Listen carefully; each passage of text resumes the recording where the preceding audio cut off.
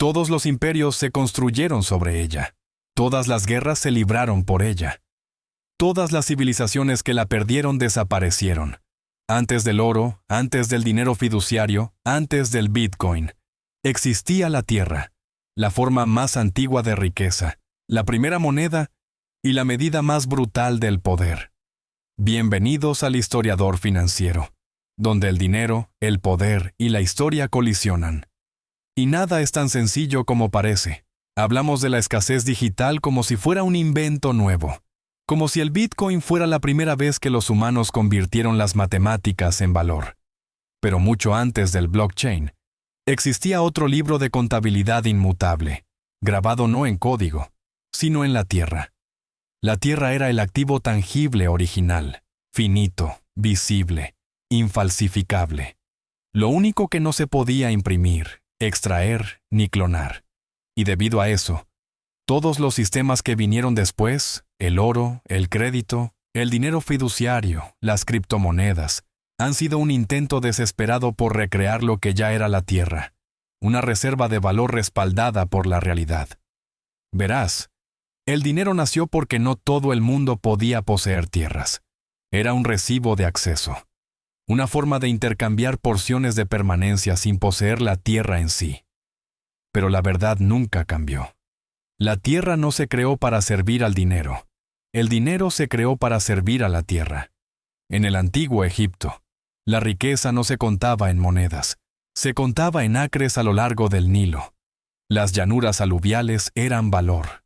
Las cosechas eran liquidez. Los faraones no acumulaban metal, acumulaban territorio. Quien controlaba la tierra controlaba la vida. Avancemos rápidamente hasta Roma, el primer imperio corporativo del mundo.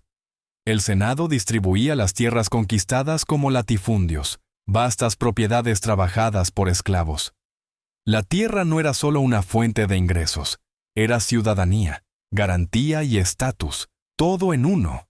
Los pobres no solo carecían de dinero, carecían de un derecho a la existencia misma. Y cuando Roma se derrumbó, la moneda que dejó atrás no fueron las monedas de oro. Fue el feudalismo. La Edad Media europea no se definió por la ignorancia, sino por la propiedad. El rey era dueño de la corona. La iglesia era dueña de la tierra. Todos los demás no poseían nada. Esa es la parte que la mayoría de la gente pasa por alto cuando habla de los buenos viejos tiempos del dinero sólido. No había nada sólido en ello, si no se tenía un título de propiedad. Se podía trabajar un campo durante 40 años y seguir muriendo con una deuda de alquiler a alguien que nunca había tocado la tierra. La tierra era riqueza, pero solo para los pocos a los que se les permitía reclamarla. Esa exclusividad era su genialidad. La cadena de bloques de la Edad Media no era digital. Estaba escrita en la ley, el linaje y la violencia. Era transparente para todos los que importaban e inmutable para todos los que no importaban. Ese sistema no terminó porque fracasara. Terminó porque se volvió demasiado obvio. Los campesinos se rebelaron, pero los comerciantes se alzaron.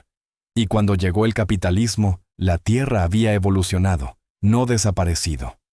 La revolución industrial se financió con hipotecas sobre la tierra. Los bancos no prestaban contra ideas, prestaban contra acres. Las fábricas se construyeron con garantías. Los ferrocarriles se tendieron sobre derechos de paso adquiridos. Incluso los primeros bonos del Estado, los llamados consoles en Gran Bretaña, estaban respaldados por rentas de la tierra. Cuando el capitalismo afirmó que había sustituido al feudalismo, mintió. Simplemente lo monetizó. La tierra se financiarizó, se dividió en parcelas, se titulizó, se grabó y se titulizó. La propiedad pasó de ser un privilegio a ser un producto, y la misma lógica aristocrática se rebautizó como derechos de propiedad. El señor feudal se convirtió en el terrateniente. El siervo se convirtió en el arrendatario. Nombres diferentes, misma dependencia. La ironía es que cada vez que la humanidad crea una nueva forma de riqueza, acabamos reconstruyendo la misma jerarquía. El oro era simplemente tierra condensada, escasez mental. El dinero fiduciario era tierra abstraída, promesas de pagar alquiler y papel. Y ahora el Bitcoin, con toda su promesa radical, es tierra digital, finita, mental, propiedad y defendida por código en lugar de soldados. La escasez nunca murió. Solo aprendimos a simularla. Se puede sentir en cómo la gente habla de Bitcoin. Es un bien inmueble digital, una propiedad infalsificable, libre del Estado. Todo el lenguaje sacado directamente del ADN feudal. Porque, en el fondo, los humanos siguen anhelando una cosa: la propiedad que les sobreviva. Los bitcoineros lo llaman soberanía personal. Los nobles de antaño lo llamaban título. Herramientas diferentes, mismo impulso. Pero aquí está la incómoda verdad. Incluso en la era digital, el poder sigue perteneciendo a quien controla el terreno en el que pisas. La riqueza criptográfica, la riqueza bursátil, la riqueza en papel, todo vuelve a los bienes raíces. Cuando el precio sube, ¿dónde aparcan sus ganancias los ganadores? En la tierra. Cuando llega la inflación, ¿qué activo mantiene mejor su valor? La tierra. Y cuando los mercados se desploman, ¿qué compran los bancos centrales para estabilizarlo todo? Hipotecas, derechos sobre la tierra. No se puede comer Bitcoin, no se puede vivir dentro de un certificado de acciones, pero se puede dormir en la tierra. Se puede plantar en la tierra, se puede defender la tierra. Por eso todas las revoluciones que pretenden escapar de ella acaban volviendo a ella. Porque la tierra no es un activo, es el escenario en el que se desarrollan todos los demás activos. Nos gusta pensar que el dinero evoluciona. La tecnología nos hace más libres. Pero si se aleja lo suficiente, verá que el mismo ciclo se repite a lo largo de los siglos. Primero viene la tierra, luego el crédito y luego el colapso. Y cuando el papel se quema, volvemos corriendo a lo único que queda y que no se puede imprimir. La tierra. Ocurrió después de la burbuja de los mares del sur en el siglo XVIII. Ocurrió después de las caídas bursátiles de 1929 y 2008. Cada auge digital termina en una carrera muy física de vuelta a los bienes inmuebles. Y eso no es superstición, es la gravedad. Porque mientras las monedas se inflan, las tecnologías cambian y los imperios caen, la tierra permanece allí, acumulando valor silenciosamente. Es la única inversión que no se mueve, pero de alguna manera todo lo demás se mueve a su alrededor. Cada época afirma haber inventado una versión mejorada de la tierra: oro, bonos, moneda fiduciaria, criptomonedas, pero ninguna de ellas la sustituye. Solo orbitan a su alrededor. Incluso los bancos centrales, la cúspide de las finanzas abstractas, siguen acumulando tierra a través de propiedades inmobiliarias y carteras de propiedades gubernamentales. No lo dicen en voz alta, pero saben que, al final, todo el valor debe asentarse en algún lugar real. Esa es la cruel genialidad de la tierra. No tiene que cambiar para seguir siendo relevante. Todo lo demás sí. Hoy en día, el valor de todos los bienes inmuebles del mundo supera los 380 billones de dólares, más que los mercados bursátiles y de bonos mundiales juntos. Reflexionemos sobre ello. Cada innovación, cada producto financiero, cada línea de código digital que hemos inventado, sigue estando bajo un techo hecho de tierra. Es la verdadera moneda de reserva, la garantía detrás de la civilización. La tierra no solo genera riqueza, la define. Es el punto de referencia para el crédito, la columna vertebral de los impuestos y la base invisible del sistema monetario. Cuando los gobiernos piden préstamos, lo hacen contra ella. Cuando los bancos conceden préstamos, lo hacen contra ella. Y cuando las naciones se derrumban, es la tierra, y no el papel, la que sobrevive a las ruinas. Al mundo moderno le gusta fingir que la propiedad es fluida, que hemos superado las antiguas jerarquías. Pero todos los sistemas siguen respondiendo al mismo mapa, solo que con nuevas fronteras. El 10% más rico de la humanidad posee ahora más del 85% del valor de la tierra del mundo. No es una coincidencia. Es la persistencia del feudalismo oculto tras los precios de mercado y los contratos hipotecarios. Lo llamamos mercado inmobiliario, pero es una mentira cortés. No es un mercado. Es un mecanismo de clasificación. Los bienes inmuebles no solo dan cobijo a las personas, dan cobijo al capital. Los ricos no compran casas para vivir en ellas, las compran para guardar dinero, dinero que necesita un ancla física en una tormenta digital. En ciudades como Londres, Vancouver y Nueva York, barrios enteros se han convertido en cámaras acorazadas. Ventanas oscuras, puertas cerradas, propiedades que pertenecen a sociedades ficticias registradas en fideicomisos, offshore. No es vivienda. Es garantía con un horizonte. El sistema financiero depende de ello. Sin los bienes inmuebles, la mayor parte del crédito moderno desaparecería de la noche a la mañana. Las hipotecas son las que convierten el potencial en liquidez. En el momento en que firmas una escritura, tu propiedad se convierte en un punto de datos en la maquinaria de las finanzas globales. Por eso los tipos de interés son los verdaderos gobernantes de la vida moderna. No se trata solo de dinero. Se trata del acceso a la tierra. Si suben los tipos, se cierran las puertas. Si bajan, comienzan las guerras de ofertas. Lo tratamos como una política económica, pero se parece más al racionamiento de la tierra. Y sin embargo, a pesar de toda esta complejidad, el principio no ha cambiado desde la primera carta medieval. Los pocos poseen, los muchos alquilan. Simplemente sustituimos la casa solariega por una hipoteca. Pero aquí está el giro. Por primera vez en la historia, la escasez de tierra ya no es solo física, es artificial. Los gobiernos limitan la oferta mediante la zonificación. Los promotores inmobiliarios inflan los precios mediante la especulación. Los bancos centrales mantienen el crédito lo suficientemente barato como para que el juego parezca justo.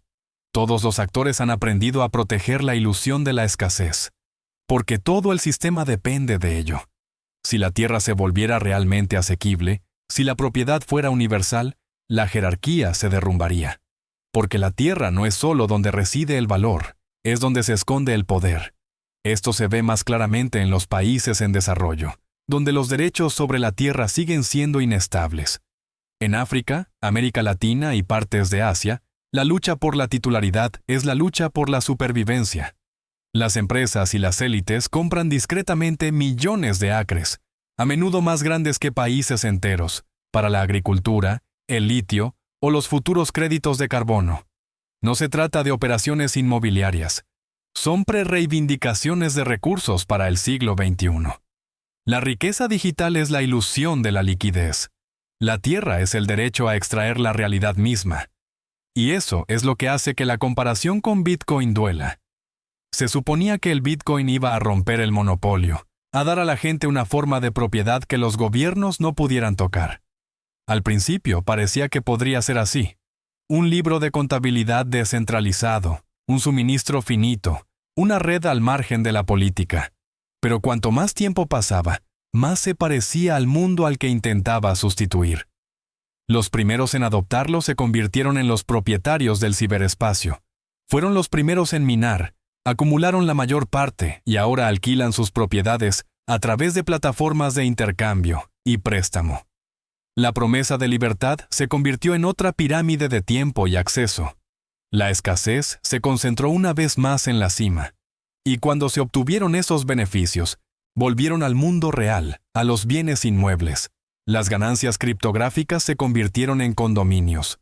Los tokens se convirtieron en títulos. Porque al final de cada ilusión digital, los ganadores cobran en la misma escasez física, la tierra. Incluso el lenguaje lo delató. Minería de bitcoins. Bienes raíces en el metaverso. Es la misma metáfora. El sueño de la propiedad digital de la tierra para un mundo que no puede permitirse la real. Pero la ironía es más profunda que eso.